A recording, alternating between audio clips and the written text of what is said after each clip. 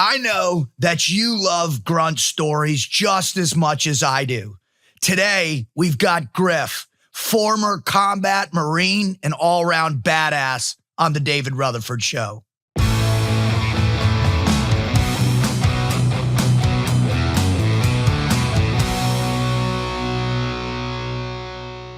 All right, everybody, welcome back to my Grunt series. And again, this is as a result of my good friend Clay out there, my Green Beret brother, who was a former Marine first, who put the idea in my head that, you know what, special operations, that we're not as good as or badass as we think we are, because a lot of grunts out of there did just as much, in many cases more. Fallujah, Ramadi, the Marja push.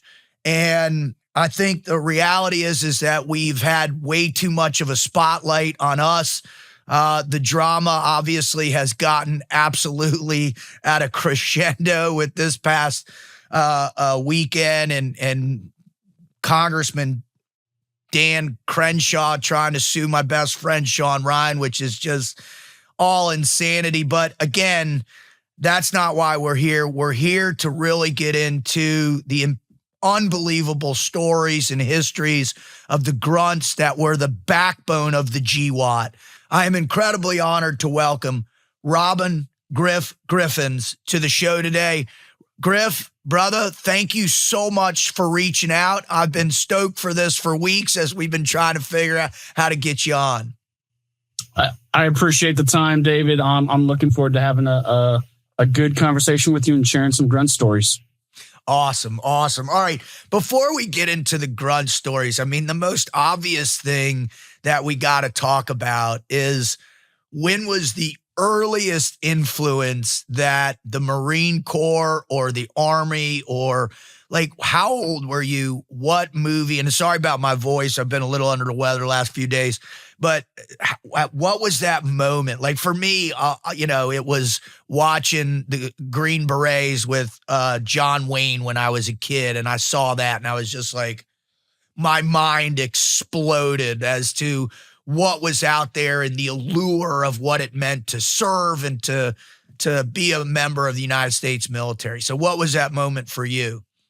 Not to like beat around the bush, but it was 9/11 for me when I decided I wanted to be a Marine. I had heard of the Marine Corps.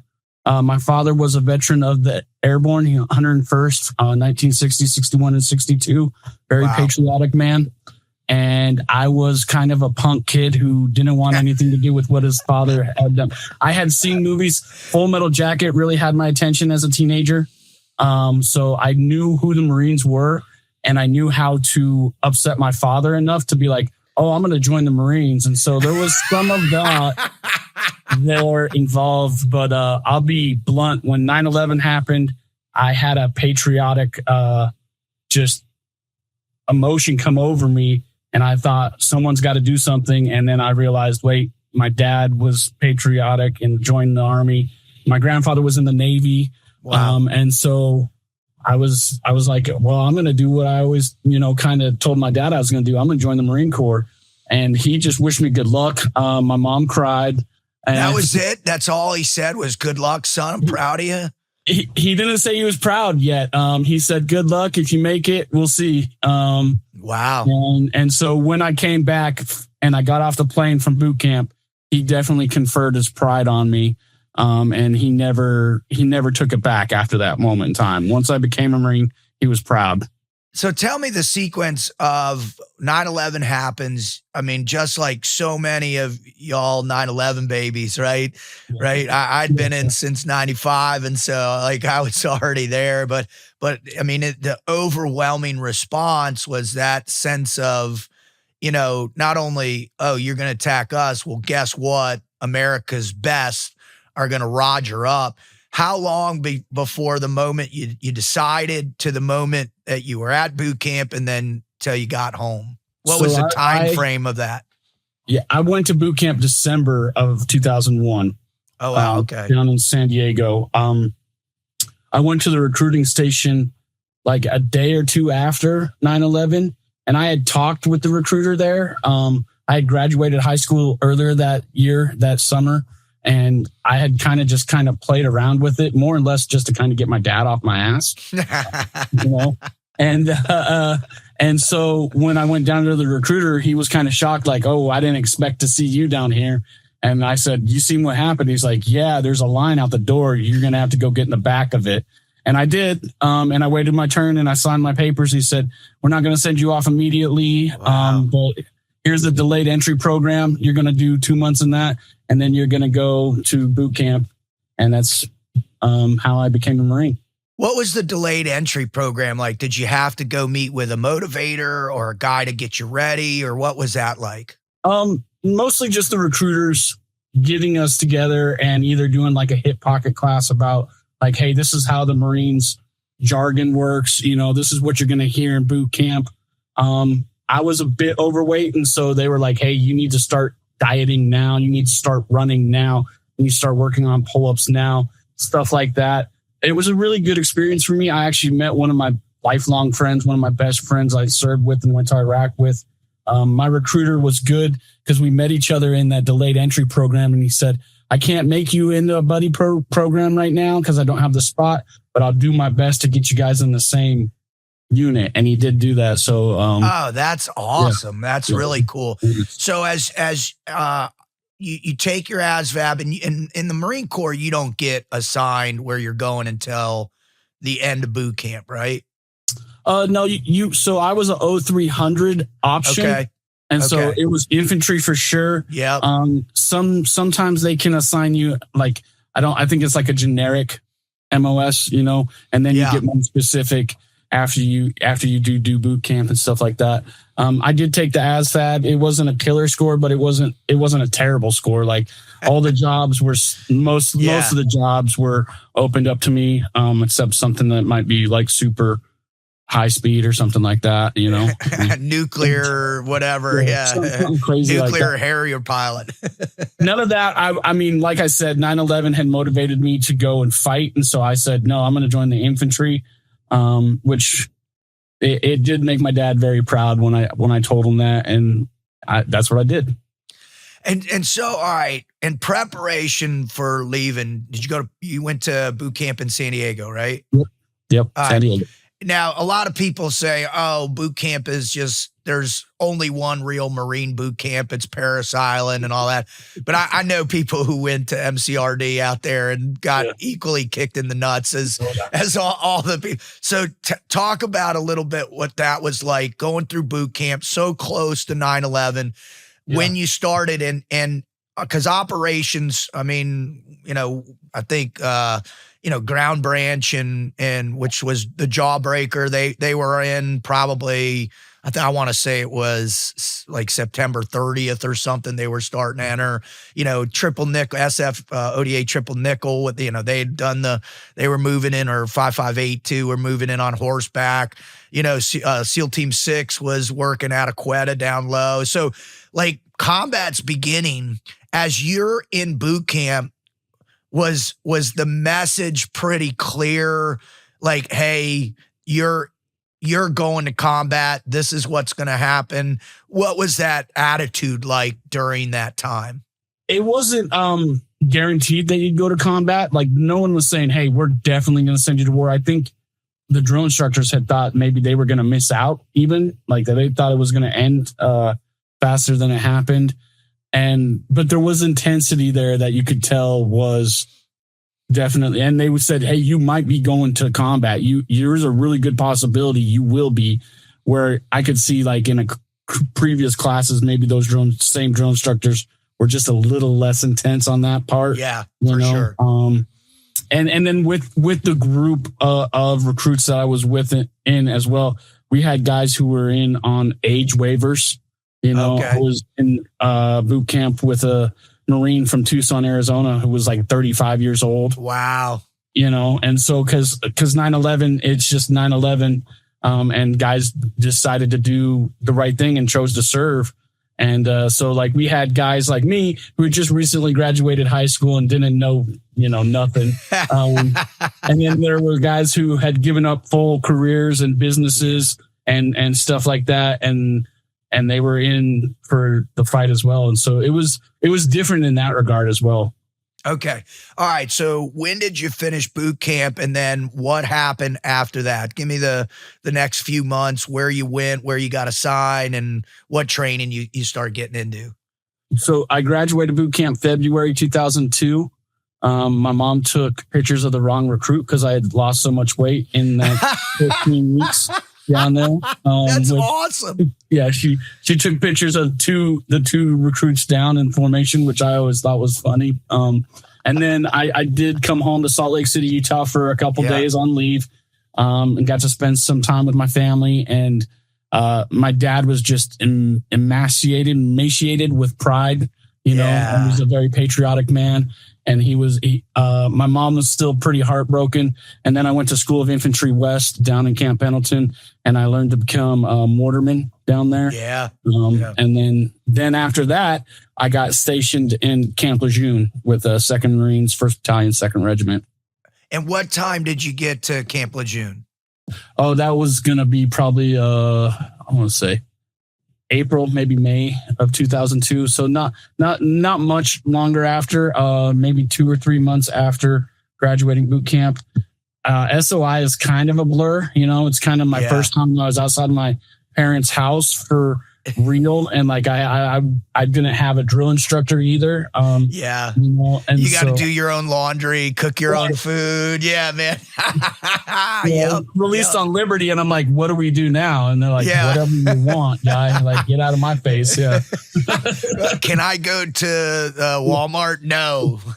Do whatever you want. Yeah, that's funny, man. You get so brainwashed, right? Yeah. You're so ready for someone to say, all right, go sit down, go move over there, go to admin, you just get indoctrinated into it. And now like, oh wow, I can think for myself and I can have my own life outside. Yeah. It is wild to think back on that. I had all 4 of my wisdom teeth pulled in boot camp.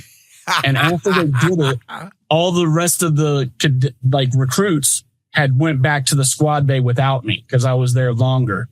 And I was kind of like, what do I do? You know? And they're like, you go back to your platoon now. And I'm like, by myself?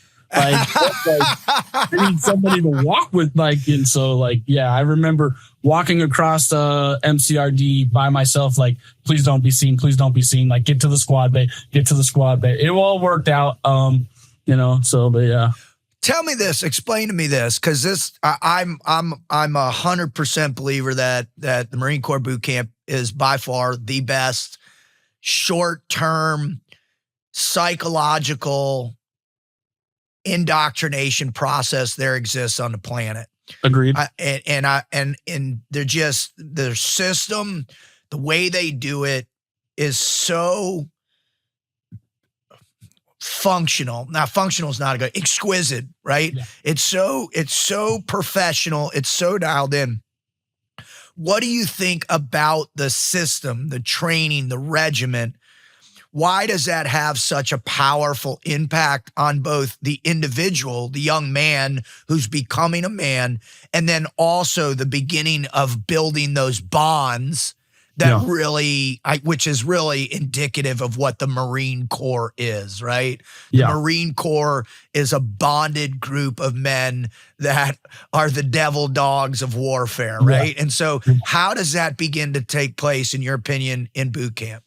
In my opinion, it's about the choice. You chose to be there, and they are constantly reminding you that, this sucks, but you chose to be here, and you can choose to leave. Like the out is always there. And you can always choose to leave. You don't have to be here. You don't have to do this. But if you want to do this, we're going to get the best out of you. And this is how we're going to do it. That's really interesting, because, I think a lot of people don't understand the power of what being a willing participant is, right? Like, that's the essence of all participation. If you're not willing to go all in on whatever the structure of integration is, right? If you're not willing to open up your heart, your mind, your physicality, even your spiritual dedication to each other to be all in, then the program doesn't work, right? Yeah, it doesn't. And I'll be honest, I have a son, and I've seen it in his friend groups, not in him as much. But there is kind of like this, like they're just their presence is there because that's what's deemed necessary. Like they didn't choose to be here, or that kind of attitude of like, there's no choice that they made to be here at work or whatever. And so I see that in young people. I don't see it in young Marines I meet. So I think that power, that I don't want to call it like stoic choice theory, but maybe somewhere around in there, like that's still part of the Marine Corps. And I think that comes, to be blunt, we are an institution, and I say we still, even though I am very far out of the Marine Corps, but we are an institution that values tradition. And I think there's something in that tradition where it's that stoic choice theory of like, hey, you chose to be here, you chose to be a Marine. Like, oh my God, I was one of my closest friends, former recon Marine, and now he's a Marine Reserve officer from MARSOC out west. And when he was at the agency with me, he spent some time in Libya and had the opportunity to go to the grave site where the Marines who died in the Barbary Wars, the first Barbary exchange, their gravestones are still there. There's like, and he went there and he did the etching, has it, and he has it in his office. And I was like, what's that? And he tells me this story, and it's like literally the beginning, right? It's like the overseas beginning of the Marine Corps conquest in the Barbary Wars. And I could tell the pride in him. Right. Like, and I could tell that. And it was one of those things that there's just such a historical relevance to the impact that the Marine Corps has had and then has at all times. Yeah. Right. There's just a really, there's something solemn. Maybe solemn's not the right word. There's something, there's a, I don't know. What is it? There's a depth, right? Yeah. There's a depth. There's a depth of legacy and honor and tradition, like you said, that's so powerful in the Corps that it precedes you, right? Like you get, 4 people walk into the room, you're wearing your dress blues, and the rest, I'm in my soupy say, I'm in my, I come out, and I get my little pocket, and I'm like, hey, what's up? I'm here, and you're like, get out of here, retard. We want the Marine, and there's just something powerful, and you learn to carry that immediately, don't you? Like that's a part of the responsibility that you are a member, not a member, but it's too light. You are a part of the brotherhood that this whole thing represents, and you owe it to that brotherhood to be that forever. Agreed. And like what they told us in boot camp and in SOI, and even in the fleet was once a Marine, always a Marine. And I think that is a remarkable thing to have. Once you are a Marine, no one's taking that away from you. You're always going to be a Marine. I do think that it is a choice, like I always want to present the good principles and qualities of that as well. I know that there is stuff like, in the veterans community, like calm down, gun ho, like you're not a Marine anymore. I tend to be on default on the cringe side, I guess you could call it, or whatnot. Like I love it. I love talking about it. I love the Marine Corps. I had the privilege. As you should. As you should. You earn that right. You not only did you earn the right by just going through the training and putting on a uniform, but you definitely earned the right by going to combat multiple times. And I think that's the beauty of it. Like, you generate these bonds so significantly in training with these other men that believe, right? At its core, like every time I talk to people, well, why'd you join this or why'd you join that? And like every dude that I know that's a Marine is like, I joined because I wanted to be a Marine. Yeah. Right. Like, and it's spoken in this way where it's just like, like you're there with Audie, or not Audie Murphy, but like a Chesty Puller, right? Yeah. You know, Yeah. you're side by side, arm in arm with Chesty Puller, and Right. and that's a powerful thing, man. And it really is exemplified in the Corps itself. Tell me about the guys, some of the guys, and you don't have to use your names, but what stood out about the men that were around you? Just some things that you noticed about each other. Genuine. They were very genuine men. They all had I don't want to call it like a all for one and one for all mentality, but that's kind of how I felt when I was there. You know, we all came from different backgrounds, different places, and we were all in one, for lack of a better term, suck together, right? In boot camp, or whether we're in SOI, or whether we're just in the field in Camp Lejeune, or if we're in combat, like especially because that's where all that stuff was preparing us to be, right? And all those, like, I want to say 99% of those men, absolutes just terrify me, David. So like, there's always one turd, right? There's always just terrifying, you know, but so 99% of those men all had a very genuine, perspective on life, what we were doing and who they were, you know? So like if one guy was, hey, I'm stud, PT stud, like you knew who that guy was immediately. He didn't hide it, you know, or he didn't try to, you know, if we're all in a squad together and this guy's got the best PFT, like you knew exactly who that guy was. And this guy's the best at, I don't know, doing math. You knew who that guy was. Yeah. So it's very cool.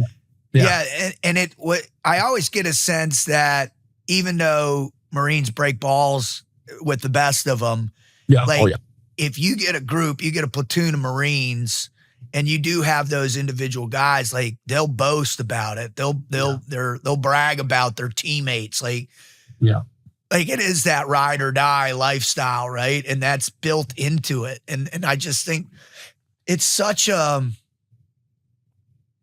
transformational experience to know that now you have this level of camaraderie that is a derivative of that. You know, you always say, oh, I raise my right hand and I sign a blank check for, you know, the United States of America, whatever. But really what you're doing is you're signing that check for the dude who's on your right and your left. And I think you guys embody that from the get-go with such a powerful way. It is, and I'll say even through generations. So I'm a little bit older now, and I'm more in the veteran community than I am like the active duty. And I meet other Marines who, like the guys I served with and went to combat with, we have a fierce camaraderie, and we can bust balls pretty good too, by the way. But even the younger guys who came in 10 years after me now, and I can see and I go, oh, that's a Marine right there. And my wife's like, how do you know? I was like, watch this. And I'll go over, you know, hey, what's going on, Marine or Devil Dog? And, hey, how do you know? Like, well, the haircut gave you away. But I meet them in the community, and like they're police officers, firefighters, teachers, fathers, just doing things that Marines do, you know, just improving their environment, improving around them, and just being gung-ho, you know.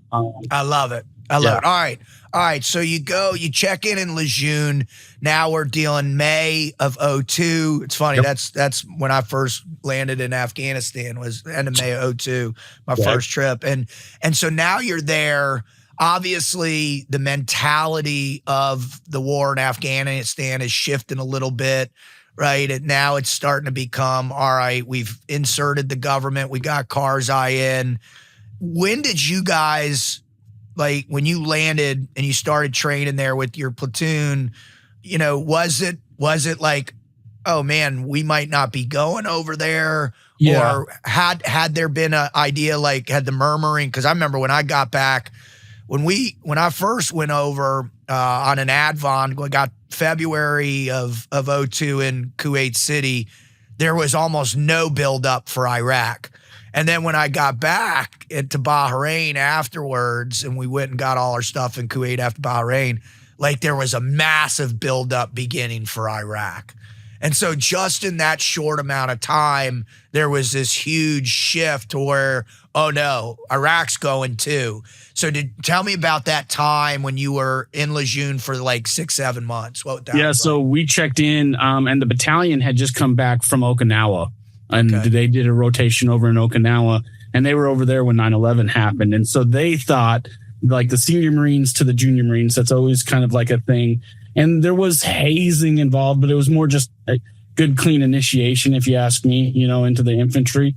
And they were kind of in the mentality, like our corporals and sergeants were like telling us like, hey, we already seen the craziest thing when we got stood up during 9/11 when we were in Okinawa. You guys aren't even going to see anything like that. And then we did a combined arms exercise out in 29 Palms together. And it was still kind of that same mentality, The training is Cold War era training. So we were a big infantry unit training like a big infantry unit in 29 Palms. And then when we came back, that's when murmurs started to happen after we came back from that training cycle, and maybe even a little bit, maybe a month or two even after that. But in December of 2002, we were pretty much like locked in. We were like, yeah, we're going to end up going to Iraq. And we had telling us. And you had commanders telling you that in December of 2002, you had commanders saying, yeah, gents, guess what? Where it's slotted, this is what it's going to happen. Did they give you any kind of rough timelines at that? Were they saying anything? So it was getting ready to be Christmas, and a lot of guys were going out on leave. And so the officers did give us a timeline of, hey, when you come back, we're getting ready to deploy. And so don't disappear is essentially what the officers were saying. Like, you will miss a movement and it will be extremely severe if you miss this movement. And they were maybe even talking more to the seniors who kind of seen a little bit more of that pre 9/11 where like, yeah, you might get slapped on the wrist. You show up a day or two late. No, they were like very strict about, hey, you're going on leave and you will be here at this time. And back then I was little Lance Corporal Griffiths. Well, actually I was still PFC.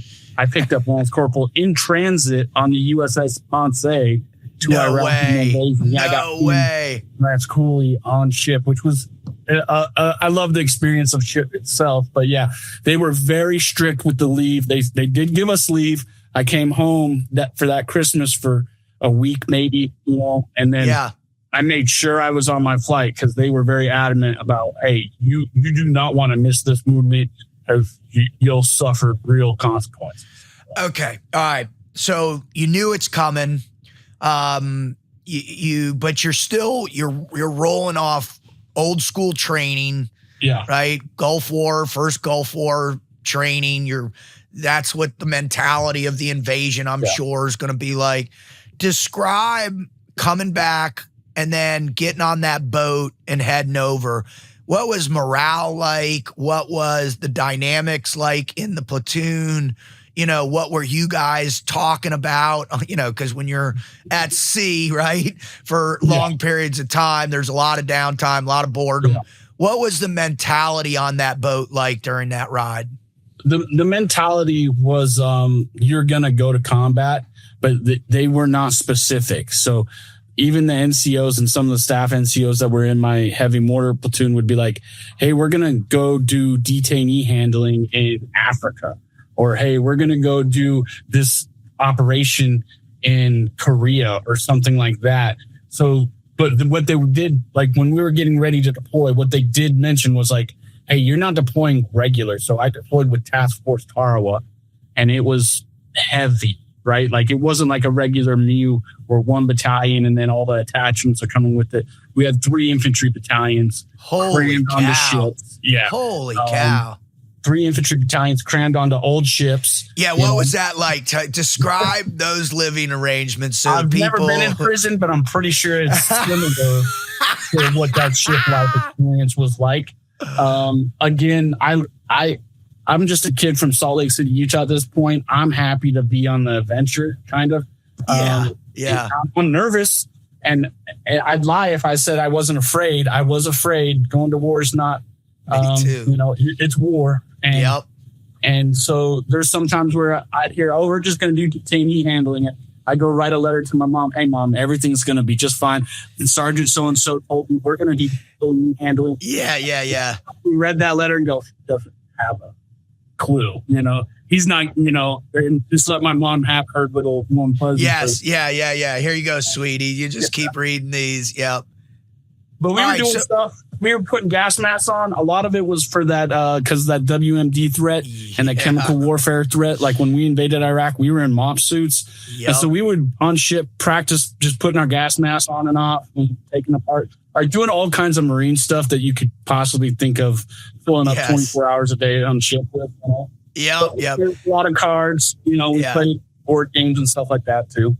I think a lot of young people that imagine going in and they, whatever, I don't want to call them illusions, but whatever, however they concoct the idea of that, right? Oh yeah, man, I'm going to be gung ho. I'm going to do that. Did you experience, were there other guys that were trying to project that type of like, oh, I can't wait to go. I can't wait to get in. Was there an attitude like that was building in everybody too? Yeah, there's definitely an attitude of bravado, right? Yeah. And maybe a lot of it was false. And I would do it too. I'm not immune from it. I was a 20-year-old kid on a ship sailing to Iraq. And so there was a lot of that. And then, we had some really good leaders. We had some really good staff NCOs, and some good just NCOs period. They were still very genuine, but yeah, it was kind of like, hey, if I catch you, sleeping on watch, I'm going to be your biggest problem, not Saddam Hussein. You know what I'm saying? And I keep those things literal. Okay, yeah, I don't want to get killed by my own sergeant because I messed up. So that one was there, and it was, for me, it was like a big adventure because I was just kind of a sheltered kid. And now I was sailing through the Mediterranean to the Middle East. And so I enjoyed that part of it. The adventure. So, but right. I'm going to get all of them on the Medal of Honor, and I'm going to go crush the enemy by myself and all that stuff. But we had good leaders who were like, calm down, just make sure your stuff's good to go, Yeah, so. Talk a little bit about your leaders. I mean, obviously, nobody had any combat experience. I mean, right. Anybody that did was from Gulf One, and so right. they're all pretty much gone by then. At least your senior NCOs, right? So no one had combat experience. What did you gain? What was your estimation of their mindset and them going were they experiencing the similar feeling as you guys, or were they more conditioned because of more time in to be more methodical in their approach to what might be coming? Yeah, they were definitely more conditioned and methodical, and definitely had the right mindset. That's the best way I could put it. They didn't feed into that youthful exuberance for adventure and war like I did. And they made sure that we were focused on what was our job. My platoon sergeant especially, and he was a gunnery sergeant who had come straight out of the drill field. So he was a drill instructor and he was a swim instructor. And before that, he was an artillery guy. And now he was a heavy mortar platoon sergeant. And he just did an excellent job at not buckling, under that much pressure. Like, hey, I'm going off to war. I'm taking these guys to war. And he made it all about, let's do the best job we could to, even if it's like, hey, we're going to cut burlap sacks to put over the headlights. You know what I'm saying? While we're on ship, this is what we're going to do because this is going to help us out later on. Or you guys need to be doing this with your gas mask. You guys need to be doing this as a squad and doing those things. He was very much a 3-mile stud. Like he could do 3 miles in 18 minutes. So even on ship, he tried to get us to run as much as we could. But his presence was very stoic when he was in front of the platoon. He was very stoic, and what you want out of a leader in that situation.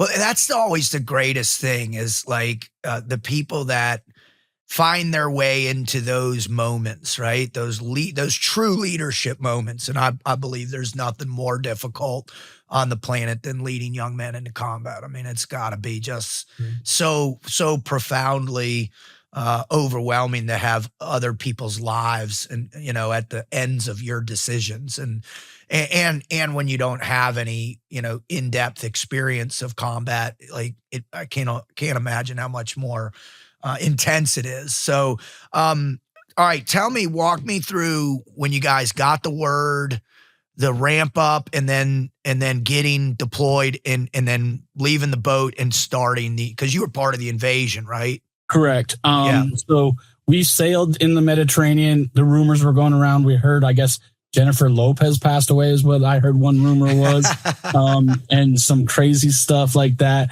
And then we sailed through the Suez Canal. And that's when we all kind of went, oh, we know where we're going. We were in the old school desert camis, not the chocolate chip, but the old, the old, not the digitals, and we had our gas masks on us the whole time when we were going through the Suez Canal. And we seen all the Egyptian forces lined up on the Suez Canal and the stuff we were doing. So when we sailed through that Suez Canal, we were like, okay, we're going to hit Iraq. Guys were also getting word, from other places, how it happens sometimes. Offset does get broken sometimes. And so we're going to go into Iraq, and we did like a LCAC landing in Kuwait, like a no kidding, Marine landing. Like we didn't get out and we didn't have patrolling in all your vehicles, but just so the LCAC, right? Came, dropped his doors and said, get out. And we got out and waited for helicopters. And then we were in Kuwait for Camp Shoot Kuwait. We were there for at least 30 days, maybe. And then we pushed in with Task Force Tarawa across the LOD. And we were in war at that point in time. And like I said, explain all right, you have, all right, gents, there's 12 hours. Everybody, you're having your pre-mission briefs, you're having, the grand brief, then the platoon brief, and then your squad brief. Just walk us through those briefs and what that feeling was like. So we were in Kuwait probably at least 2 or 3 weeks when the president gave Saddam that ultimatum. And so after that happened, I believe it was General Natonsky who came and gave us the big picture brief, which was just so moto because none of us could actually hear what he was saying except when he'd be like, kill, and we'd all be like, yeah, kill. And that was we didn't hear any details of what he was and then right as he said, and the shock and awe just started 24 hours ago, 2 F-18s did a near pass on our camp. Oh, wow. And so we were all yeah, we're going to go do this thing. And some guys were, I had Marines who were a little bit older, and they're like, bro, we're just going to get gobbled up by WMDs once we cross over, like Saddam Hussein does. And we're going to be in these gas masks and it's going to suck. I was like, well, we did our duty, we're here, we're going to follow orders, but we got let me preface it, Griff, too, because what people don't understand is the absolute suck factor 10 of MOP level 4. So MOP suits are biological suits for biological warfare, sarin, all these other types of gases. It's super thick rubber, right? And so they don't breathe. They're hotter than hell, right? You're going to the hottest place on earth as it is. You're got this gas mask. So we used to have to run the O course in MOP level 4. And by the time I would finish, right, there'd be an inch of my sweat in my boots at the bottom, right? You know the deal. Yep. So I just want the audience to think about, one, you're a 20-year-old kid and you're going to go into combat, i.e., and all we had to go with at that time was the first Gulf War. So you're imagining that, and that's your frame of reference. And now they're saying, oh, and by the way, you're going to be completely donning MOP level 4 for the foreseeable future. So you got to eat out of this. You got to drink out of it. You got to live out of it. You got to go to the bathroom out of it. You got to ride in vehicles for 50 hours straight. You got to launch mortars from it. I mean, just doing that without MOP level 4 is difficult enough, much less this. So I just want to give the audience a perspective of not only the young mind, the young Marine mind that's going into combat, but how they have to go into combat was a whole nother story. And to add on to that, being the youngest guy in that situation or the lowest ranking guy, because if you run out of all the detection stuff, what's the next way we're going to detect if the environment's deadly or not? Hey, PSC, you get to take your mask off first. And so that was always there. I was actually on the NBC detection team for our company. So I was one of the guys that actually got to go do like the little square recons when we come to a new site and all kinds of fun stuff. But MOP gear is different. We would play gas mask soccer on Camp Lejeune. And I don't think any of us ever actually kicked the ball, just kicked each other. Marines. So, yeah. But, it's always got to be about a fight, right? It's not actually about just the impact. For a brawl. Yeah. Yeah, I love it. All right. So you get a date, you get a time. Tell me that first moment where you sent one forward down the pipe, right? You got your whole kit. Yeah. Just talk us through that. So we did get briefed on Nasiriyah and Ambush Alley when we were on the way to there. After Natonsky told us, hey, this is your guys' job. This is your guys' mission. It's to secure these 2 bridges in this real old town called Nasiriyah. And I was like, sweet. So let's go do this. And we crossed the LOD and we knew where we were going. We knew what our mission was. And we drove for like 2 days in Humvees. And then we showed up at Nasiriyah, and then there was Republican Guard uniformed troops outside the city, and they were in a checkpoint. And one of the forward observers from the mine company had called in mortars, and so we shot our 81 millimeter mortars at this checkpoint that I think was probably abandoned way before we ever shot at it. Yeah. And it was kind of bravado a little bit. We shot the mortars, and we were kind of like high-fiving, like, yeah, we're combat now. We shot a mortar, and you had no idea the kind of the shitstorm we were going to be put in later that day in Nasiriyah, because we didn't know what was going on up north of us exactly either. And so to keep telling that story, we shot those mortars. Then we picked up that position, which was just a little south.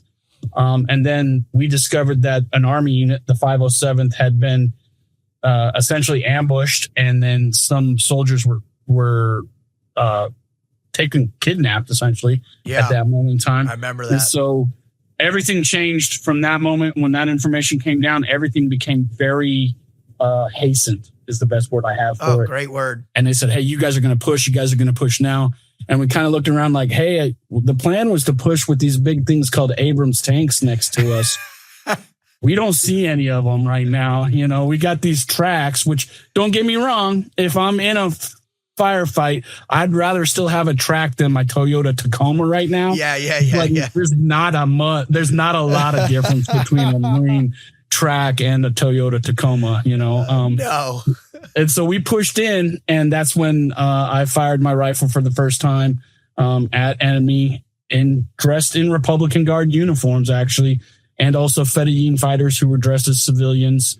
And it was all from the back of a Humvee for the first little bit, and then that changed when we set up inside the city. And we were shooting at rooftops where guys were popping up over rooftops. And just a lot of it's chaotic to think about the day and how those days events happened. I was in kind of the rear of my battalion's column, right, as we moved through. And so we had companies that how big was the column? Let's give an estimation of the size of you guys moving around, because that's the other thing that I want the audience to realize. Like, for us, it's much more simplistic because we move in such small groups, but you guys have massive numbers of vehicles and people. And so describe a little bit of that, moving from one place to the next and then coming up with the next, all right, now we're going to go here, and the waiting. And I think that's the thing that people just don't understand, that they're like, you just put the gas pedal down, you drive until you hit people, you shoot them, and then you drive until so give them a little bit of insight. So in the battalion, we would have 3 infantry companies, and each infantry company in that task force was what they referred to as mech'd up, which means they had roughly about 12 AAVs. And in each AAV, they could fit between 10 to 25 Marines, roughly, give or take, depending on how crammed they would be and how big the company was. So we had those 3 companies, roughly like 120, 150 Marines in each one of those line companies, with about a dozen to 15 tracks. So I don't know if people are, when I say track, it's an amphibious assault vehicle. It looks like a tank, and most people think it is a tank, but it's only 6 inches of aluminum, not steel. And they'll let you know, the guys who drive it, like, hey, this is not a tank. But it can float or sink slowly, depending on who you're asking. And so, but I was with the weapons company, so I was more behind the line companies as well. Weapons company had about like another 100, maybe 120 Marines in it. And it was broke up between the heavy mortar platoon, which I was in, and then we had like the anti-armor platoons and pretty much anti-armor, so like small gunners, tow gunners, and it was all kind of Humvee based. So my platoon had, I think we had 10 Humvees, give or take. Wow. You know, and we had 8 mortar guns, and we would break it up. Each squad, instead of a Marine rifle squad, would be a mortar gun, right? And there'd be a squad leader for the gun there. And my gunnery sergeant did an excellent job. He came from artillery. He did an excellent job preparing us at getting those guns to fire on the enemy and use those mortars in close support of the infantry that we were there with, specifically those 3 companies that are ahead of us. Because in the Marine Corps, RFOs come from our own company. We don't, in the Army, they go to their own specific school and then send them to wherever they're going to end up. For us, we just send one of our own guys to that line company, and he's now the guy with the radio calling in the fire mission. And so just in my battalion alone, we're looking at like 400 Marines, you know? So that's just massive. Like, that's so massive. I can't even wrap my head around it, man. It's sometimes weird to think that there's that many people, and I see faces in crowds and I go, I think I know that face, but I don't really know that face because it's just another 400 of you faces walking around sometimes. That's right. But, yeah. Well, and it's interesting too, because you're moving together, but you're all trained independently. Right. And, and it's the coordination of that. It's not as fluid as a lot of people think. Like, it takes time for the tactics of an assault or the tactics of, taking a city or a city area or whatever, or taking a bridge. Like, this is all very complex in terms of the coordination of all these different units, right? Yeah. Oh, absolutely. And hats off to the men doing it. We did make mistakes that day. And I say we because, no one's perfect, and some of that coordination did get foobarred a little bit between our Air National Guard and our guys on the ground, and that can happen. But I really think that the leadership that I had was so ready to acknowledge the mistake to be better the next iteration. Yeah. And I think that's the beautiful aspect, I think, of one, the Marine Corps, is there's a built-in humility. Like, you fuck up, you own it, but you move on. Right. And that's the one thing that I really think, the adaptability, right? And that's that old saying, right? Adapt, overcome, and conquer, or something like that. And that embodies what the Marine Corps can do, because like, the idea is like, you're up front. And so if you're not pushing forward, that's what's wrong. Like, you might push forward and make, a tactical mistake, but you're still going to have to push forward in the next, 6 to 10 hours. You're moving forward. So, all right, get us to where you're in. I got a great example for that one too. Please. So when we went into Nasiriyah, the canvases on our Humvees, we were in high back Humvees, were closed down over the top of us, and we were all shooting out the back hatch of it. When we got to the north side of the Nasiriyah, we said, we don't need no stinking canvas. We rolled that thing all the way up, and now all of us could fire out 360 degrees instead of this little back hatch. But we learned that right there in Ambush Alley from the hour before, in a firefight. So yeah, we adapted, adapt or die, adapt, overcome. And it happened right then and there with that, I remember seeing that and go, yep, that's the right thing. Let's do that, So one of the interesting things that I love to talk to guys about is kind of the moment where you put away like, oh shit, oh shit, oh shit, oh shit. And you're just like, hey, if it happens, it happens. I got to do my job. And so it's that pivotal moment of like, okay, I'm not going to waste any more time mentally, emotionally dealing with the what if of me getting shot, getting blown up, whatever. I just have to now only focus on doing what I need to do, my job in relation to, the platoon in accomplishing its job. To walk us through that a little bit. Yeah. So back on the north side of that during Nasiriyah on the 23rd, I talked to you about my battle buddy that I met in the DEP program here in Salt Lake. He was in one of the line companies. He was in one of the AAVs that got hit and was exploded and blew up all over the place. And so I seen that from a Humvee as I was crossing it, and I seen Marines, corpses in those AAVs. And we actually picked up some of the Marines who were from, there was, I think, 2 or 3 AAVs that got hit, and they were on the rooftop of a building, which was really sketchy because we were shooting at Iraqis on the rooftops of buildings. And then we go, wait, that guy's not an Iraqi. That guy's a Marine. And the Humvee stops and, do you guys need a ride? Yeah, we need a ride. And they jumped in, and I asked one, hey, where's my buddy at? And he just looked at me like, hey, he didn't make it. And so on the north side of that bridge, when we were on the north side, and we were kind of at a casualty collection point, and things were still very fluid, that's when my buddy came up to me.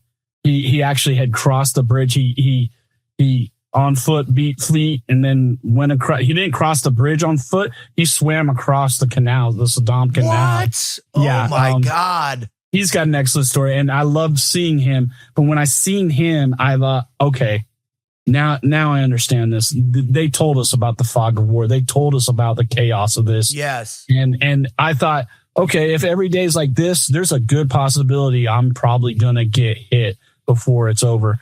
Every day was not like that particular day. No, for sure. But still, it is what you have to establish some level of cognitive dissonance that like you can't let that just be this veil that you look through operationally, because you're always it's interrupting your ability to be as proficient and efficient with your tactics and your skill sets. Yeah.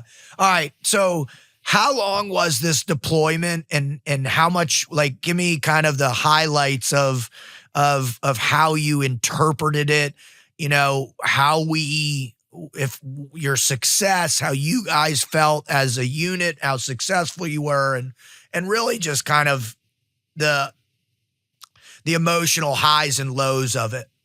So definitely I feel like we were successful in our mission in securing the bridges, even after we had kind of some mistakes made, in that coordination part of it. We still, at the end of the day, Marines were on those bridges and they were secure, intact, and we could push forward north to Baghdad. So Task Force Terra, while in my opinion was definitely successful with that, the low is that we did lose 18 Marines in one day. Wow. In Nasiriyah, and we did have a memorial service. So we after Nasiriyah, we were kind of held back a little bit, my battalion specifically, because we did have the higher casualty rates than the other 2 battalions in the task force. And so we did a little bit of kind of just patrolling and kind of like security, like rear end security kind of stuff around Al Qut in that area as well. And we were there for probably like another 2-3 months total in that area of Iraq. We stayed at a TV station there, which was interesting because we had a guard tower, and I remember, standing duty in the guard tower and chasing, like, small animals around this TV station in a Humvee, like we were hunting back in the woods, Some of the guys would be like, get in, and we'd chase, a bunny rabbit or something. I'm like, dude, we're going to get in trouble. But, and then so we were back in Camp Lejeune. I want to say like August, like late August. So, wow. But we sailed out January. Yeah. And we were on ship like a month and a half through the Suez, then up the Persian, and then Kuwait, Iraq. And we got back on ship again, which was a whole nother experience after we had been through combat. We're getting on ship, 18 less guys than we came with, and a lot of other guys who were medevaced out as well, and the Navy guys kind of there at first, like that first day, they were just kind of like, how do we treat these guys? There was kind of like a standoff distance, but then after that, it was just like back to normal, like, hey, get out of my way. I got to make this ship go, and so we sailed back. Yeah. And that didn't take us nearly as long as sailing there, I guess. So I guess they kind of went this way there and straight back. We did stop in Palma de Mallorca for 4 days that I barely remember. Your first official post-combat liberty, which I'm sure was lively. We were celebrating, being alive, being young, and being Marines. And also your fallen, I'm sure, too. Yeah, absolutely. Yeah, man. God bless her. And that was the low point of that. We did do like an impromptu memorial service where we shot our mortars, actually, were kind of like the 21 gun salute for those 18 that we did right there on the north side of Nasiriyah. And then, it was a low point that it's hard to describe now because it was a roller coaster of emotion. Yeah. You know this, Dave, you're low and then you're high because, and it sounds bad, that survivor's guilt, we've all dealt with it. You're glad, you're glad you're going home. You're happy to be going home. Yeah. And it could have been different. So just dealing with all of those, coming back on ship was its own can of worms, Why? Just mistakes that were made and things we were hearing about what had happened. Things we were hearing back home from friends, and not to get too into the politics, things we were hearing, about, what was going on and why we were there and all that stuff. So it started immediately. Like that's the interesting aspect of Iraq versus Afghanistan. Like Afghanistan never was in question until much later. Right. Where I think with Iraq, it was kind of from the beginning. I mean, I had buddies that were a part of this group called the original Dirty 30, and they were in charge for the agency to go out and find the weapons, the gas and the weapons of mass destruction. And very early, they were reporting, like, there's nothing out there. I mean, maybe some old chemical places, but no weapons of mass destruction, no nothing. And then, I think also the Al-Qaeda ties were disproven pretty rapidly after that. So, I did have a bunch of buddies that were part of the initial push, and, they've got great stories like you and going through. But again, when they got back, after that first cruise, things began to shift for sure. And when you were back, how soon when you guys did you get leave? And then what'd you do on the leave? And then how soon after you came back from leave where they're like, all right, Griff, get ready, jock back up, you're going again? So we did get leave. We got a big block of leave when we got back. I think it was like a 30-day leave they gave us. And I came home and my community welcomed me, as best as they could with all that other stuff going on. Like, my mom is very on the other political side of the war. So like I'm dealing with that. And I'll be honest, I didn't know, so when I was a young, dumb 20-year-old full of fight, I just came home and go, yeah, of course we're doing the right thing, like 100%. We all did. I mean, that's what you do. Why would you? And it's so ironic because I do get hit this question a lot now. They're like, do you regret what you did? Right. And I say, I don't regret anything I did. I regret because of who I was with, and that's why I did it, was for the guys that I was with. But yeah, there's a component of me that once I really came to understand the politics that were behind not only Iraq, but certainly Afghanistan. And, I mean, once you learn the story of Jawbreaker and how, that Ground Branch team and the Delta guys that were, an hour behind bin Laden, and then couldn't get Ranger support, couldn't get other support. They couldn't get the money to keep you're like, well, how come this fucking story wasn't told to everybody, right? Maybe that would have, saved a couple thousand lives, maybe, and it's just like, but that's beside the point. Obviously, we could have a whole show about how we feel about what we now know to be the reality of those commitments. But I just want to focus on the strength and the positivity of your sense of service, and then also your sense of camaraderie in the men you served with. And so I had a deep sense of camaraderie with the men I served with, even though sometimes we didn't agree. We were aware of that stuff. And one of the stories that I tell actually in the book that I self-published and wrote is about this time in Al-Qut where we were delivering hospital supplies to the hospital there. And there was a big group of children around our Humvee, and they were asking us, Mr., this and that and the other. And the only thing I really could do, because this one Iraqi kid kept coming up and pressing me on my flak jacket with my my sappy plate. We only got one, by the way. Just a little grunt story. There were slots for two, but we got one. Well, anyways. So he was pressing me. What's up, Grunt? He said, Mr., he wanted to know if that was my real chest. And that was communicated clearly. Like he thought I was, armored, skinned. And so I ripped open my flak jacket and I start pounding my chest like King Kong. And then these kids start just mimicking me. Like I'm talking like 100 little Iraqi kids mimicking me and smiling. And I thought, well, that's a good thing we did, and those little victories really have gotten me through kind of like, and you're right, objectively, cognitively, looking back and going, dang it, but those little times. And, the guy right next to my Humvee, he told me, he's like, hey, Griff, you're wasting your time, dude. These kids are going to grow up and hate us anyways. And I was like, well, not today, not in this moment. That's the way, like my first deployment, I wanted to hate everybody. Like I thought that's what I had to do.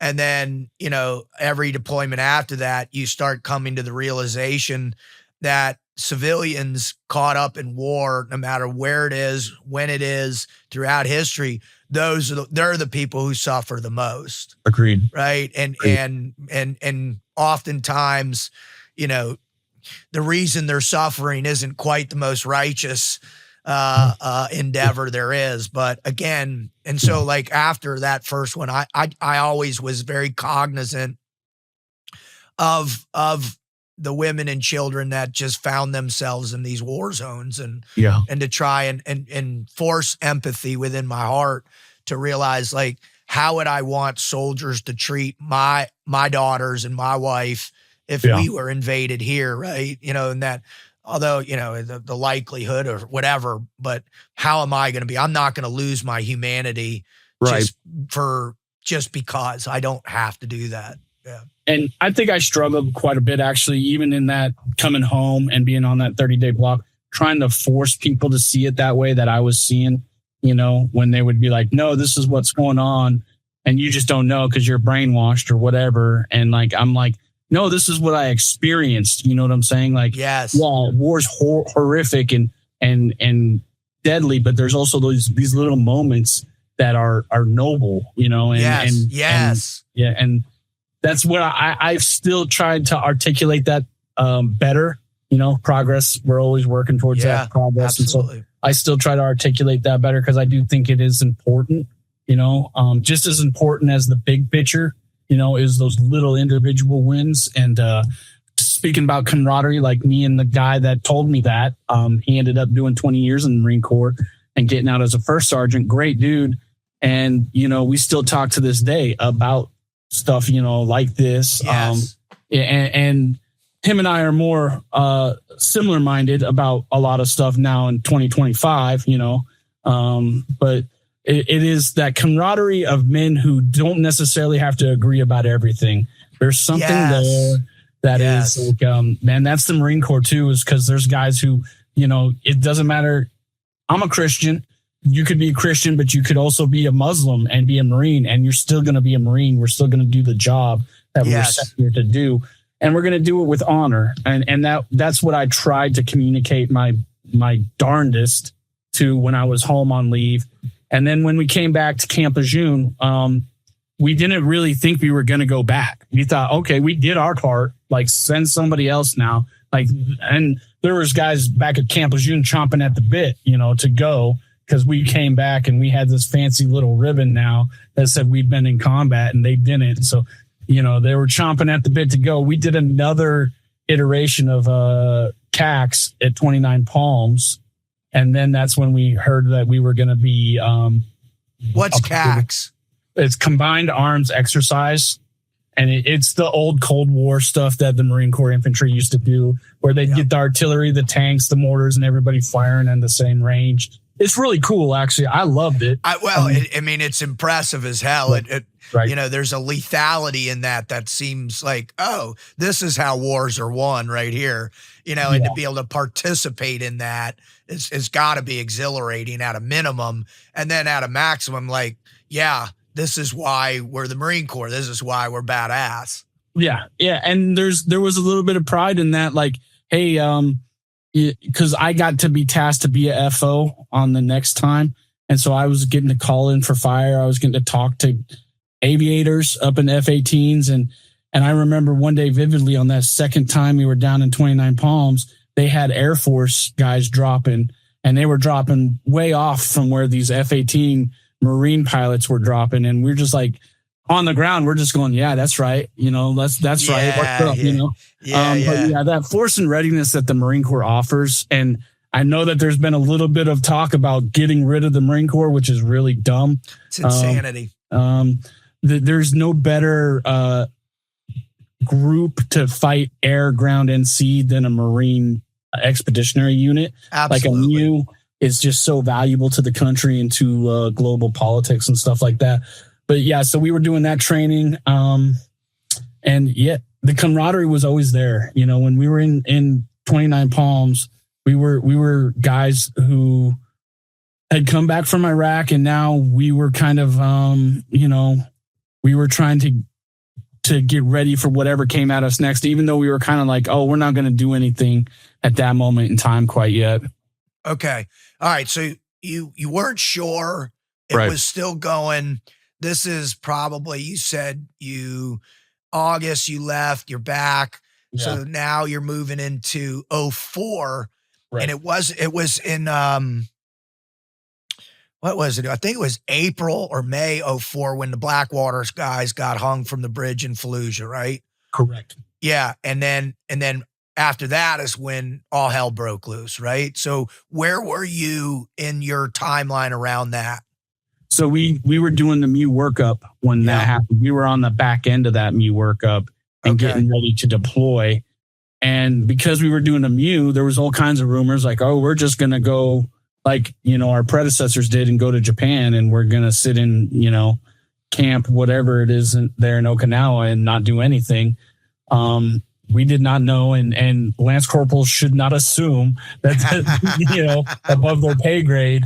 Because I think when that did happen and we were ready to be a MEU and we had all the attachments for a MEU, they were like, no, this MEU is going to go back to Iraq. And that's when we found out we were going to go to the Triangle of Death and Musaib, Iskandariyah area, and go do what they were calling security and sustainment operations at that point in time. Security sustainment. That's right. I forgot that. Yeah. And we got a lot of the hearts and minds speeches. Yes. Yeah. Security, sustainment, hearts and minds. The mix of those, right, is like, we're going to beat you into submission type mentality. All right. So you get this brief, right? And then talk about the next time. I mean, it's got to be a completely different feeling the second time as you begin to prepare. Yeah, it was completely different. For one, we weren't on ship. Yeah. We were a MEU, but we took 747 straight to Kuwait City this time and flew there on commercial jets. And then the camp, when we got to the camp, it was a lot different. So the first camp was Spartan-like conditions. I kid you not, we were eating MREs and sleeping on dirt. And then the second camp had Pizza Hut on it, shit. you know.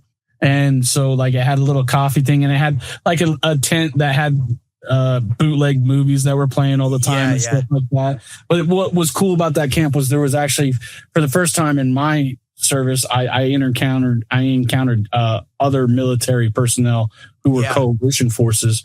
And so that was kind of interesting as well, you know. But yeah, we did get briefed when we were there, like, hey, you guys are definitely going to go into a hot part of this country. You need to be ready. And so we were. What was that like? I mean, how do you get ready? I mean, obviously you've done all your preliminary training, but now, you know, the counterinsurgency was building. Their tactics were evolving. Is there a moment where you guys, obviously you're getting turnover feedback from the other Marines that are operating, the other Army units. Did you guys have to alter or change tactics or learn something new on the ground? Yeah, completely different set of workup that we did. We did like a 2-week course at March Air Force Base where we had Op 4 living in like an abandoned part of the base housing, and we were going to go in and patrol, and we lived for like a week and a half with these guys with sim rounds, kind of almost simulating exactly what we were going to be doing. Oh, that's cool. Yeah, I thought, well, and that's the MEU. The MEU was very locked on with that. You know, the leadership in the MEU was like, hey, we're going to not send these guys back to another Cold War iteration where they're going to learn something that they're not going to use. And so right before we left, we were at March Air Force Base and we did that training cycle. And that was extremely helpful. And like individually, personally, getting ready, like everyone kind of handled it different. In my platoon, we did have 2 Marines who went UA, you know, they checked out, you know, and so like I said, it is always a choice. It's always kind of that choice. It's not like once you're graduated boot camp, like you still got to choose to be that Marine that you're supposed to be and not be kind of that other Marine. What was it like getting like new guys in now, and how many guys that, you know, had an actual combat pump? And then what was it like with the new guys and that integration? Conflictual. A lot of conflict was coming in because there was a lot of ego involved once you're a combat veteran, and the corporals and sergeants, yeah, they were God's gift to the infantry, you know. And you new guys who are coming in, you don't know jack squat because you haven't been in one day of a firefight and then, you know, 6 months of a camping trip. So there was a lot of that. We did get in trouble. You know, there were guys who got brought up on charges for hazing in that iteration. The one I showed up in, no one ever got brought up on charges, but that second one, there was some definitely, I would call it inappropriate stuff going on as well. And so that was handled accordingly, you know, but yeah, the new guys coming in, they were scared at first. And then after a while, they just were in the suck long enough. Like, this sucks and we're all here together, right? Like, you got the right idea, dude. So, and that's such a critical piece of something to learn in your life, right? Like, we all have this natural propensity, under that duress in the suck. Like, it's just natural to want to bitch and moan. It's just, we're human beings. But like, the guy that gets it first, like, to look at the dudes around you and be like, all right, that's a hard motherfucker right there. I'm going to just mimic him, right? Yeah. I'm going to just do what he does. I'm going to, if I see him do, and it's like learning that early as a new guy is so valuable in anything you do, right? Right. In any working for any business or any whatever, like you see, all right, what's the best way as a person who doesn't know anything to gain the respect of others by doing what I'm told, not bitching, not making it worse, not making it more problematic, but just like solid commitment to whatever it is that you need me to do. I'm here to do it. Yeah, and we were really fortunate. Our platoon sergeant stayed as the platoon sergeant for those 2 deployments. And so he was a constant stoic presence, even when we changed commanders, we got a new lieutenant, we had the same gunnery sergeant, and it was just a very appropriate man to be put in that job. And he prepared his platoon as best as he could. And he did a fine job doing it. And then, there was always someone there to look up to, and like when I was either a PFC or a lance corporal or even a corporal, there was like a gunnery sergeant who I could go, well, I can just mimic that guy and what he's doing with my squad. And that's good to go. That's cool. All right. Talk about your own personal experience now in that second deployment, because this is deployment you were injured. So why don't you take us through like a few weeks before, then the op you got injured, and then we'll go from there. So I got married in between deployments. Oh shit! Congratulations, man. I went to Florida on a 96 and met my wife down there with a battle buddy of mine who was from the Pensacola area. Yeah. Because on a 96, you can't go from Camp Lejeune to Salt Lake and expect anything. So I married a girl from down there, and she was pregnant with my son. And so I had that going through my head, and I was actually really concerned about it. One of the reasons we got married in the courthouse outside Camp Lejeune is because we had planned a wedding in Pensacola, but Lance Corporal shouldn't have planned shit because that schedule got moved up, and wedding got canceled. And I was like, well, if something does happen, I want to make sure that my child is taken care of. And so let's just get this legal on the books, and then we'll work it out later, And so that was there. And then that's a massive thing. It's difficult for people. You're living such a transitory life as is. So finding roots, being in one place, your family is your teammates, and your whole focus, like your whole world is relative to that. And then all of a sudden you bring, like, how old was your wife 19. At the time? She was 19. She's 19. You're 21 at the time, right? She's pregnant. You've got one combat deployment under your belt, and you're fixing to get ready to go get another one. Like, you guys are kids, man, like literal kids dealing with the most extreme life circumstances that exist. Talk a little bit about how you were managing that together and then independently. Yeah. So together, we were actually introduced by my buddy, right? And his fiance, who he got married to, was my wife's best friend. And so we had kind of a community to lean on as well. And then where I'm from, Salt Lake City, Utah, marriage young, start family young is the expectation. I'm not LDS. I was actually raised Catholic, but like it still is kind of like the expectation. It should be the expectation everywhere. I mean, God, if we could go back to that, we would reduce so many of the problems that we have. But, agreed. Yeah. And so we were handling it as best we could. My wife was very dependent on her mother. Like she was still 19 years old. And they're from Pensacola, so they're in the loop with the military to a certain extent, right? Like they understand the game. And so they understood like, okay, let's make sure she's taken care of. And she was. And so her family, I'm very grateful to. And then my family was very supportive as well. Like my father was very patriotic and he was very proud of my service. And my mother, even though she didn't agree with it and was heartbroken, she was very supportive of me starting a family as well. She liked that. And in my mind, I kind of was like, well, yeah, why not? You know what I'm saying? Like I'll start a family and then I'll go, maybe possibly get killed in combat. Well, yeah, and that's the thing. Like, that's the thing that people are like, you did what? Like, hell yeah, let's go do. I mean, all your attention should be on being a Marine and staying alive. Yeah. But what people don't realize, right? There's a texture of life that exists when your life is when you're living a culture of death. Yeah. Right. Right. Yeah. And that texture is fragile.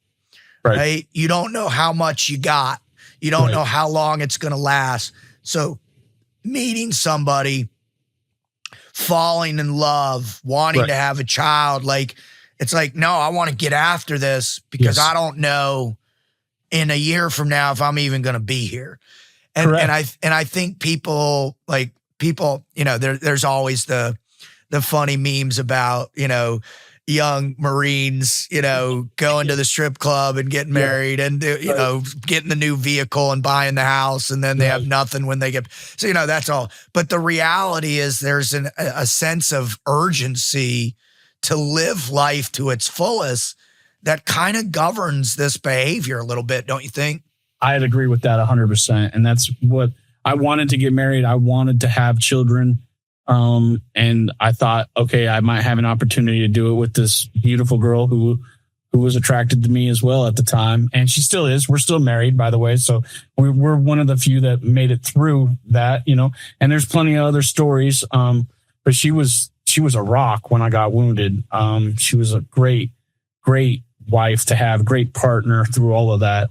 But yeah, so managing was just kind of like, hey, I want to make sure on my end, like legally, you're good. Like, I know my mom and dad are going to do the right thing regardless. You know, they're good people. They're not going to be like, oh, our grandson's, you know, nothing to do with us or nothing. Yeah. KIA or whatever. That's not who my parents are by any means. But I still wanted to make sure, okay, legally, like, just for her sake and for my child's sake, they understand, like, this is what I wanted. You know what I'm saying? So we handled that. And adapting. My wife is great at adapting because, like, you tell a 19-year-old girl, hey, cancel your wedding plans on the phone because I'm going to be leaving for Iraq a month sooner. And they could maybe take off at that point in time. And she just said, no, we're going to go ahead and we're going to go through with this and we're going to get it done. She was a rock star, and her friend, they would put together care packages for the whole platoon for us, you know. So when we're there for Christmas, they send everybody Christmas socks and stuff like that. So they were rock stars in their own. I mean, that's a whole nother thing too. I mean, imagine being a 19-year-old woman who's pregnant, freshly married, and your husband goes to the most dangerous place in the world, like as a Marine into combat, into Iraq. I mean, the magnitude of not confidence. What is it? It's dedication.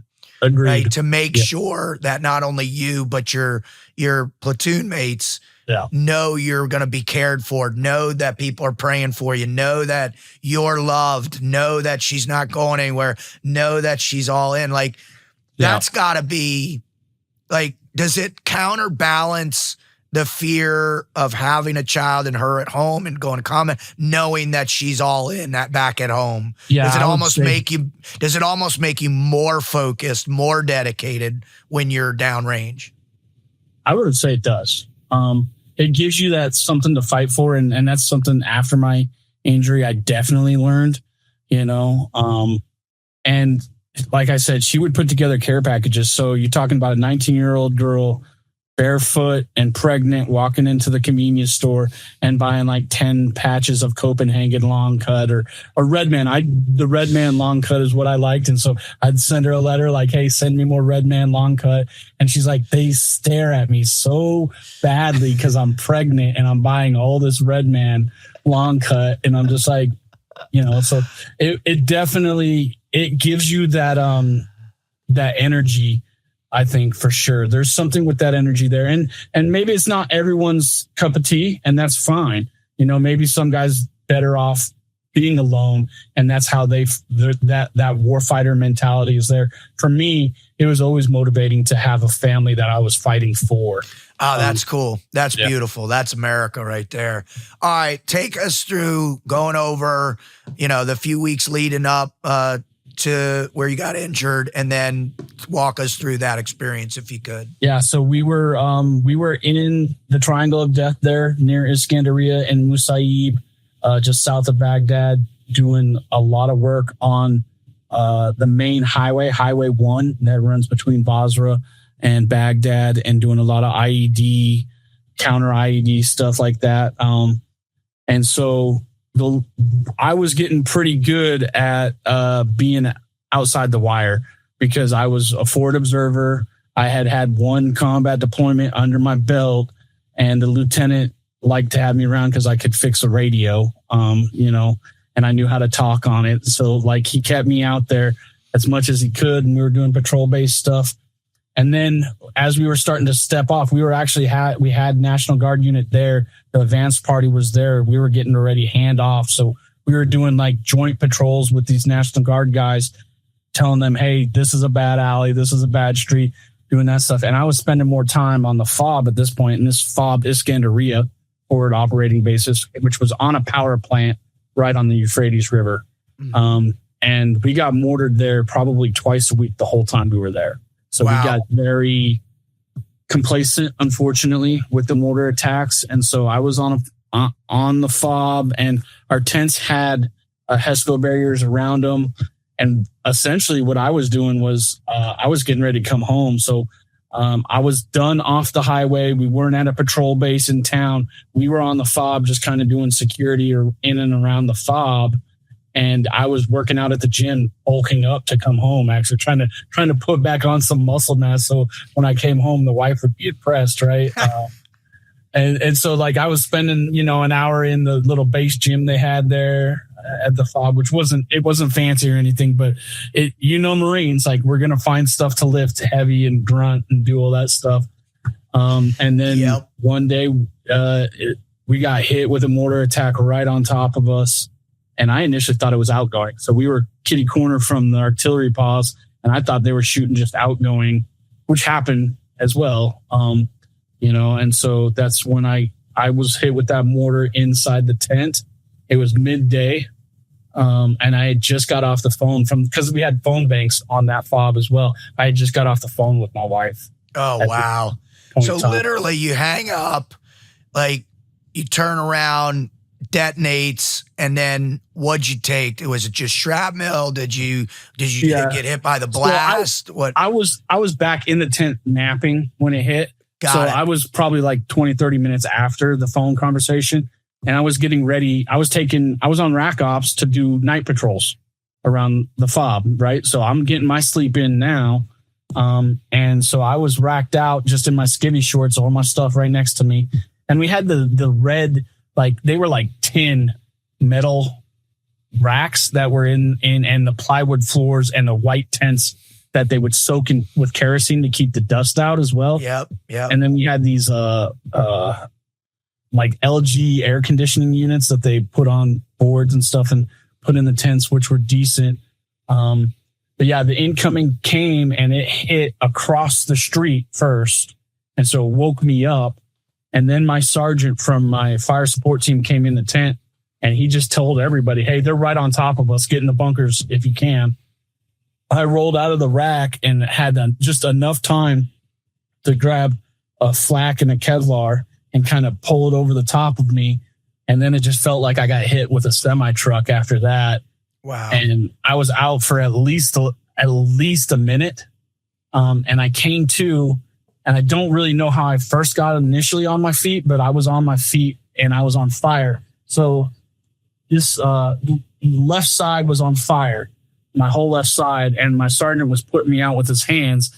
And he said to me, stop, drop, and roll, because we were next to the tent hatch. And so I stopped, dropped, rolled out the tent hatch, rolled myself out, and I was still in a lot of shock at that point. So I had taken shrapnel. I had a collapsed right lung. This arm is fused fully. So like it was kind of just hanging there. Oh my God. I had blown it kind of out. Like I'm missing like 20% of the elbow joint. That's now just kind of like a matted bunch of a bone. And so I was there in the tent, kind of bleeding out and dying at that moment in time and still in shock. And my sergeant, who was hit, but not as severely as me, he was able to run and go to the talk or the headquarters, right? And he takes off that direction towards a building. When you're in a tent city, so we're in tents that are in a row, right? Mm-hmm. Just so everybody understands. I know you understand, David, but like we're in tents and they have these HESCO barriers around us, and the mortar actually hit the top of the HESCO barrier of my tent. And so I was definitely within, there's a 120 millimeter mortar. Oh God.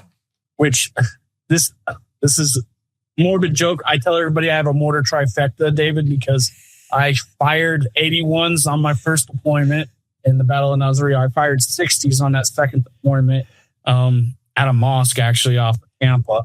And then I got hit with the 120. So I got the trifecta of military.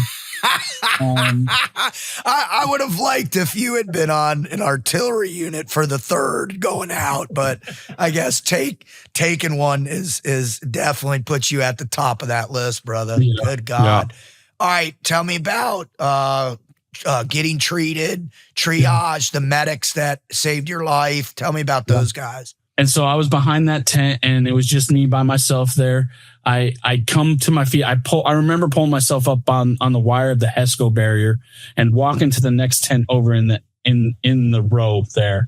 And there I actually did lay down on a rack, and I started saying prayers. I started praying. Wow. Like I said, I was a Catholic kid, grew up in Salt Lake City. I started saying prayers I was taught then. And then that's when the shock kind of like went away completely. I was in pain at that point in time. Like the shock hadn't mitigated the pain, but that's when the shock kind of like went away, and just something came over me that said, you're not dead. Go get out of this tent that's going to be on fire soon. That tent burned down too. And so I walked out, and when I was walking on the bottom of my feet, the skin was peeling off on the plywood floorboard. And I remember that just being the most painful part of that experience. And I walk out the front of that tent hatch, and my first sergeant is there in kit, in Kevlar, flak, and he's looking at me in shorts. And his first instinct, he told me this when I was in the hospital, and he came visit. He's like, my first instinct was to chew your ass out, because you're not in your gear. And then he did a double take on me and realized skin was falling off of my body. Oh. And so they called like the chair carry. Him and Foreman did the chair carry. It felt like they threw me in the back of the Humvee pretty rough, but no, whatever. We needed to get me to help. And so I remember riding in the Humvee and telling my first sergeant, and First Sergeant Wooten, if you're listening, I love you, brother.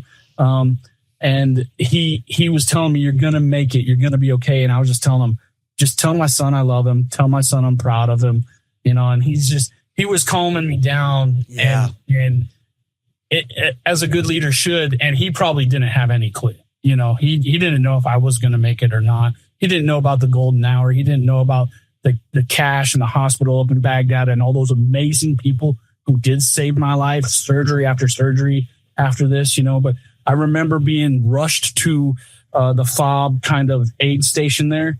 And that's when they put the tinfoil blanket over me and they gave me my first shot of morphine. And I really calmed down after that. And I was just kind of like listening to the radio, like, hey, where's the helicopter at, Doc? And Doc's just kind of like, dude, you're wild, like you're crazy, dude. Like, I hope you make it, Griff. Like, and so I remember being pulled on the stretcher and the helicopter landing. They loaded us in that thing. And I remember flying up to Baghdad, and the crew chief was really good to me because I wanted to see Baghdad. So, because I'd always been in the South for my 2 deployments. I never actually got up to Baghdad. And there was always the stories of the green zone and all this other stuff. And guys that get, hey, we need 12 Marines to go be security for this convoy to Baghdad. And I'm like, oh, I want to go. And the lieutenant's like, no, my RTO is staying here with me. He's not going anywhere. And the one time I actually did get to kind of maybe possibly go, it got canceled, of course. And I slapped in the back of a 7-ton on the FOB. And so he's sitting there calling out minutes, 5 minutes, 3 minutes, 2 minutes. And then I look up and he just kind of looks at me and he's like, he moves out the way and he goes, that's what you want to look. And it's the dome, and the cross swords and stuff. And I'm like, Thanks, bro. Check. I almost had to die to see it, but I'm here. I'm good. Oh my God, that's funny. They landed and carried me into that hospital. I remember that. And they asked me, name, rank, blood type, and I was out after that. They induced a coma. Yeah. And I was induced for 12 days, I think. 12, 13 days. Oh my God, Griff. And I woke up at Brooke Army Medical Center in San Antonio, Texas.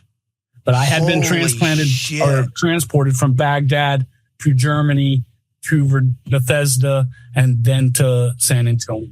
All right, how many surgeries did you get in Baghdad? Did you get any in Germany? And then how many in San Antonio? So 27 total is what I recall. Definitely about half a dozen life-saving ones. They're in Baghdad where my heart stopped for a minute. So I have a scar right here, which is called a cardiac window, where they drill a hole and then they start your heart directly with the stuff right on top of the heart. So lots of good people in that system that saved my butt. And I never even got to thank them, because I was in a coma. And so then a few more surgeries in Germany, just really like stabilization stuff. For the travel, yeah. And then like 20 in Brooke Army Medical Center. Mostly that was with the arm. They did a couple of these. Colonel Haida down there. I don't know if he's, I don't keep track of him, but he was a great orthopedic surgeon down there. I got a great story with him. And then a lot of the burn scars was handled as well. So I'm burnt 32%. And of that 32%, about half of that is what they call full thickness, which is down my lower extremity on my left side. The calf got burnt off too, like all the flesh all the way to the bone. That's what full thickness is. So there's 2nd degree, 3rd degree, and then there's 3rd degree full thickness, which is being burned to the bone. And so like about 15% of my lower extremity, about 15% of my body had that. And so that's what they took care of at Brooke Army Medical Center. And like I said, the orthopedics there, great people there as well. I got to see my son the first time was at Brooke Army Medical Center there. So that's the whole other thing that has been just going through my mind is you get hit. How soon does your wife find out? Where was she in the pregnancy? And then, that reunion when you came out of the coma, just describe that a little bit for us. So my son was born in November and I was wounded January. So he was born November when I was there. And I vividly remember it because I got the word and I smoked cigars with my boys on the checkpoint on Tampa. And then she was at Camp Lejeune. So she was getting ready for me to come back because it was like a week left, and so we were preparing to live as a married couple off base, next door to our friends who were also going to live off base next to us. And so she was preparing. She was actually at the Dollar General there in Jacksonville, North Carolina with her best friend, my buddy's wife at the time. Grateful she was with her because she did get the call. And it was hard for her to take. And so she was grateful. And my son was he was like 2-3 months old. And so she was able to give my son to her best friend and kind of just handle that she was being told, by the officers at that point in time. And that's when things really started moving for her. She had never flown a whole lot. And then she was going to fly from Chicago to San Antonio and with a 3-month-old baby, and so she was getting flown to where I was going to be at and handled in that way. And so was my father. My father got very close in that moment. So he had my cousin was actually in the Marine Corps at the time. He was in Ramadi. He was a lieutenant colonel. Wow. And he was telling my father stuff he wasn't really supposed to be telling him at the time. Right. And so my dad was very well prepared, and he kind of, I don't want to say feathered a nest, but he made sure my wife was taken care of. Oh, that's awesome. And so that's how her route kind of was chaotic with that, but everyone wanted to help her. And we had a very close knit community around us, but she was in Camp Lejeune. My son was 3 months old. We were getting ready for a big homecoming. And it was a big homecoming, just not the one we planned. No, I can't imagine what that's like. You know, obviously I've had a lot of friends that have gotten busted up pretty good and a bunch that are dead. But it's that, you know, it's the, what is it? It's the reality of, it's the reality of how fragile life is. Right. And that you can't deny it. You have to live in it. You have to sit in it. And then especially for your wife, here she is showing up at your bedside and you've got a recovery. I mean, this is not going to be quick. It's not like, and you're going to have permanent, you know, challenges physically. Right. So it's like processing all of that together. What were the ways that your family work together to get through that, to help you get through it, and that the military helped you? Yeah. So the military, they did an excellent job of getting me alive and home, and then extended, because I was at the end of my 4-year contract, actually. So they extended my contract so I could finish my PT, my physical therapy and stuff. And Brooke Army Medical Center is actually, it's probably the best military hospital, but maybe I'm biased. You know what I'm saying? No, I agree. They're phenomenal. They're absolutely phenomenal down there. So I can't have enough good things to say about the people down there and everything that they did. They were very kind to my wife, you know, and it's a functioning Army base down there as well. And so back then too, in 2005, there was a lot of attention being directed towards us, you know. And so my wife, who had kind of not been, you know, she wasn't the homecoming queen or anything like that. She wasn't really suited to take the attention. She kind of passed the buck on to my dad, who handled it very well and could be like, hey, it's time to go. These people need their privacy. And he kind of just became that gatekeeper to her taking care of my son and also taking care of me and herself. Yeah, because that's big too. I mean, here you've committed to this other person, and now you don't know what the future is going to be with them and your health. I mean, it's all these unknowns that are really the profound impacts of war. You know, is you know, yes, it's the deployments, it's the training cycles, but it's the real impacts of war. It's being injured, you know, in a almost catastrophic way. It's coming around from that, managing that. And then it's like, all right, what's next with my life? Yeah. So how did you guys make that decision? What was the process of going, all right, that's enough, I'm done. And now we're going to go move here. We're going to do this and then start living life post Marine Corps. Describe a little bit of that for us. Yeah. So, in the hospital there, she really did take, lead in taking care of the family. And it was just like my job just to heal. And so she continued to lead in that regard, you know, and like you're saying, the cost of war, and not to toot my wife's horn, but it should be tooted a little bit, because she was wrapping bandages over my burn scars from war. And she paid very close attention on how to do that, because the doctors were like, hey, you can't do this wrong because this could cause an infection. And she was very, very close and very intense with making sure I was going to be able to heal appropriately, when she never signed up for any of that. Right. And so me being from Utah, I was thinking, Mel, maybe we go back to Salt Lake, but I didn't really want to. Like, one of the things that attracted me to the Marine Corps was bases were in California or North Carolina or Hawaii. They weren't in winter states. Right. And so my wife was from Florida, Pensacola, and she had been so good to me. I kind of thought, well, let's lean into this and let's move to Pensacola near her family. You know, and it worked out well, because her family was very, like, they're clued in on the game, right? Like, they live in and around Pensacola Naval Air Station. So they're not like foreign to military stuff at all. And so I also I wasn't ever on the fence I'm on the fence. It's maybe my biggest regret, David, is that I didn't try harder to stay in the military and doing a job that I could do, because I was offered those things. I was told, hey, we'll find a place for you. The Marine Corps still values you. We'll find a place for you. And I told those people, well, I'm going to go to college.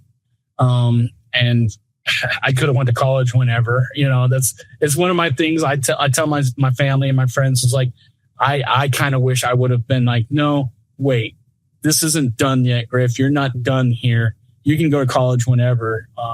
And so that was part of my decision-making process too, was like, hey, there's a nice college down there in Pensacola. I have in-laws and a wife and this new life. And so I'm going to lean into that part of this and kind of close that chapter of the Marine Corps, which, like I said, it's probably my biggest regret.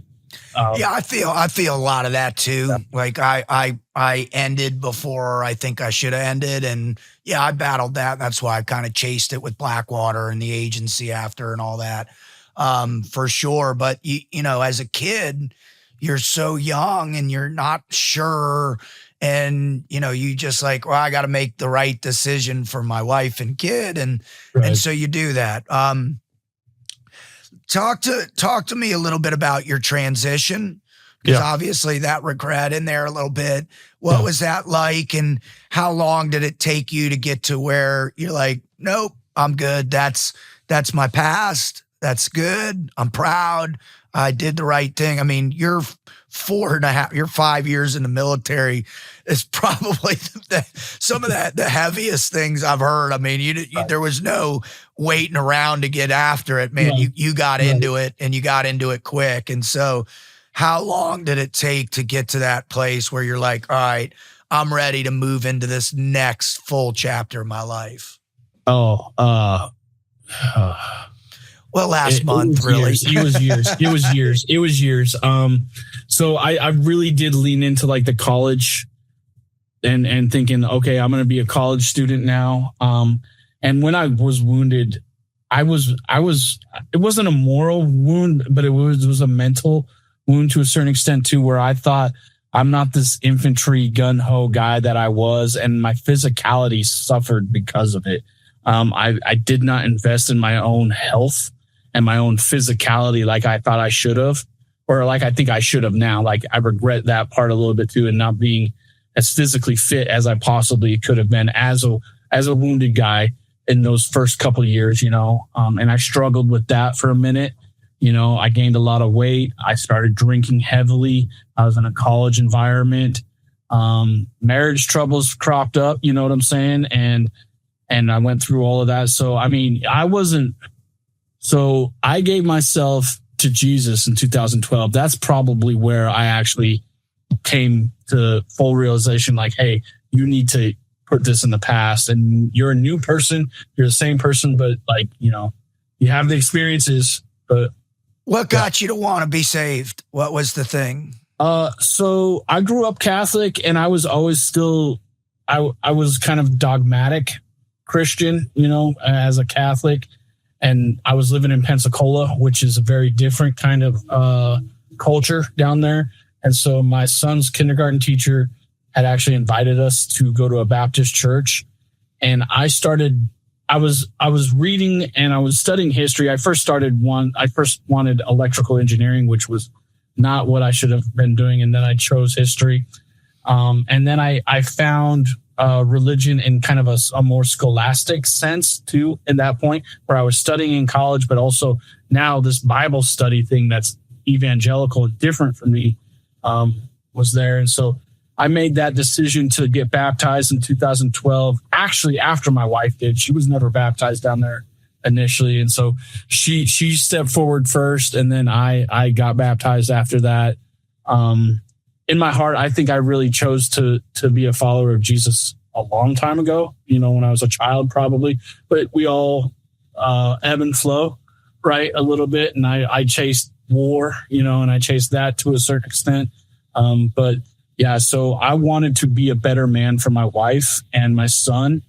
And I seen, like we talked about earlier, imitating these better men, whether they're gunnery sergeants in the Marine Corps or whether they're deacons at the Baptist church. Vietnam veterans, some of them, you know what I'm saying? And I see those guys, I go, there's something there that I'm missing. And that's when I chose to give my life to Christ. Dude, that's beautiful, man. Thanks for sharing that. All right. Well, we'll wrap it up a little bit here. So last two questions. Yep. First and foremost, what are some of the most significant things you took away from what the Marine Corps turned you into and shaped you into as a man? And then what are the things you learned about that brotherhood and what makes it so strong and so much a part of what the Corps is?